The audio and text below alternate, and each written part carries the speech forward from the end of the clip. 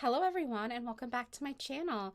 For those of you who are new here, my name is Miranda and I am your Enchantress of Avalon, taking you on a journey into the lands mystical and magical. And given that it's finally October, also very much so the land's creepy.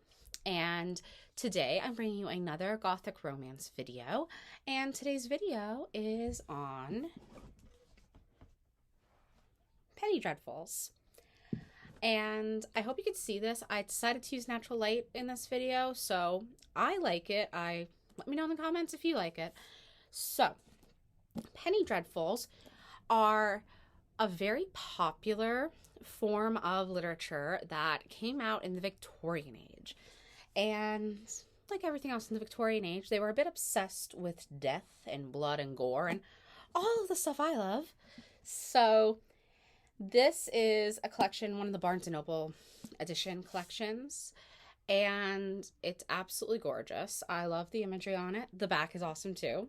It's like a kind of demonic devil dog type thing going on back there, which is really fun. So, what are Penny Dreadfuls? To define the term Penny Dreadfuls, which are also called Penny Bloods or Penny Horrors, I prefer Penny Dreadful though, I think it has a ring to it, were all sorts of stories that were sold in penny papers. They literally would be published a chapter a week, and you could buy them for a Victorian penny. We don't have a lot of the actual original paper itself because it was very, very cheap paper. Deteriorates over time, so not a lot of those are still in existence, but we do have the stories that were eventually collected and typed out on much more much more expensive paper that would allow us to have them. This collection, I do want to note, has stories that are not actually Penny Dreadfuls. It also includes Frankenstein, and it includes The Strange Case of Dr. Jekyll and Mr. Hyde. Those were novels. They were not Penny Dreadfuls. They were never published in a Penny Dreadful format. Although a lot of Victorian novels were actually published in a serialized format, even if they weren't a Penny Dreadful. Because even people like Charles Dickens published their stories in different literary magazines, because this was the era when literary magazines were coming into existence. So in literary magazines, they were able to publish their stories in this serialized weekly format, or monthly. Some of them were monthly if it was a magazine. But we get these great sweeping epics, and I like to compare it to film and television. Basically, a traditional novel, a Victorian novel, is like a movie. You get the whole thing, and you read it all at once, or well, over the course of time, but you just read it all together. Whereas a Penny Dreadful, or anything published serially like that, is like a television show. You get little bits of the story every week, and it keeps you hooked. So the idea of us being hooked on television shows and hooked on getting things in little tiny bits, it really started with Victorians, which is really kind of cool. Now, specifically, what are some of the great Penny Dreadfuls? This collection has the tale of Sweeney Todd, one of the tales of Sweeney Todd. It's The String of Pearls, which is my favorite of the Sweeney Todd stories and my favorite telling, by James Malcolm Rymer. And it also has, I'm gonna flip through, and The Werewolf, A Legend of the Limousine by Richard Thompson. It has Sawney Bean, The Maneater by Charles Whitehead. It also has some short stories by such greats as Bram Stoker, The Duelists, or The Death Doom of the Double Born. And it has a Louisa May Alcott short story, one of my favorites of hers actually, Lost in a Pyramid or The Mummy's Curse. And it has the Edgar Allan Poe story, The Pit and the Pendulum, and it has E.T.A. Hoffman's Aurelia, or The Tale of a Ghoul.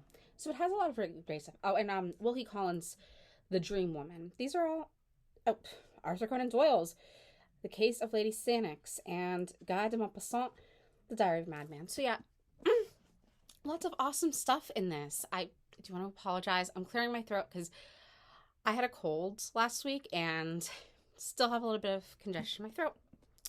Sorry if I sound slightly off because of that. So yeah, definitely, if you're interested in learning what the Victorians would have read, this type of a collection is a great place to start. Or you could go a little bit deeper. You could go for something like this. Yeah, this long. 220 chapters. Yeah, this is how long that book came out. It is, again, by James Malcolm Rymer, Varney the Vampire. And I actually really love, I only have a paperback edition, but I love the cover of it. I think it's gorgeous. Yeah, this one, if you could find a hardcover copy, is going to be really pricey. It's long, it's repetitive, but there are scenes in here that remind me so much of Dracula, and I love that. I haven't read it in a while, but it's definitely a super fun read. If you could get through it, it's over 1,100 pages long, but it's worth it. It's definitely worth it to read it. This particular edition that I have has the complete table of contents in it. It is the Wordsworth editions, and it is Varney the Vampire, or The Feast of Blood, a romance of exciting interest. And Varney is one of our first actually sympathetic vampire characters, and it does predate Dracula by a couple decades. So you could definitely see where the great Bram Stoker was inspired when you read this book. If you could get through it. Again, no judgment if this type of really big text is too much. It took me a while to get through because it does get winding and repetitive. Because remember, it was published in that serialized format where you only got a chapter at a time. So you might look at and get to like chapter 50 and be like, didn't this happen back in like chapter 2? Yeah, it's because it's published to keep you going. I mean, television shows can get repetitive too for the same reason.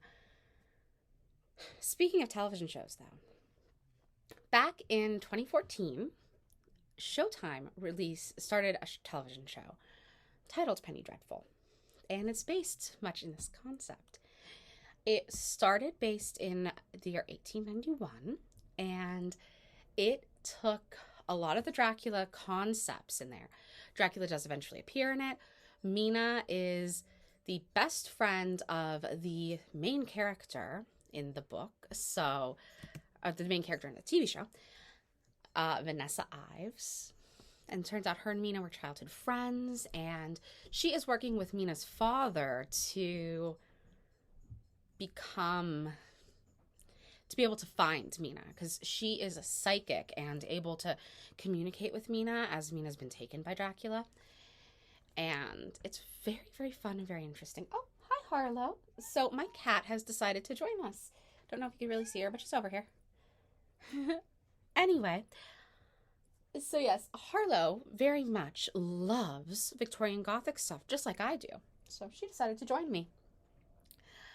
Anyway, I adore the show Penny Dreadful. It is such a fun ride, and the way they formatted it and layered in all of these references to classic Gothic literature just makes my little dark heart sing in happiness because it's so fun.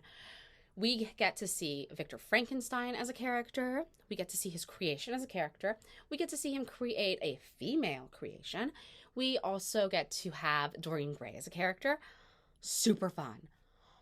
My gosh, just the way they portray Dorian Gray in that show makes me super happy. I did mention the show in my Dorian Gray video, but I've recently been rewatching it, and I just am hit by how much Dorian Gray's portrayal in that show is just spot on to how I imagine it when I read the book. So it's just this awesome kind of monster mash of a show, and you just get completely sucked into this Victorian Gothic world.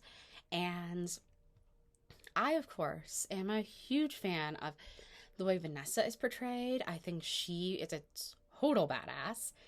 And her psychology is super interesting, you know, being raised a Catholic and having that kind of Catholic guilt over her magical abilities and how it deepens into her over the course of the 3 seasons.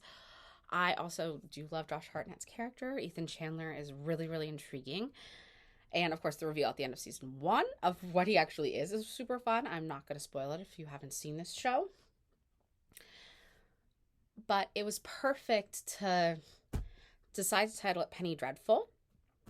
And there was that super fun scene where one of the original posters, cover art for Varney the Vampire or The Feast of Blood, was shown when none other than Van Helsing himself is talking to Victor Frankenstein. Yes, Dr. Van Helsing and Dr. Frankenstein had a bit of a buddy thing going on.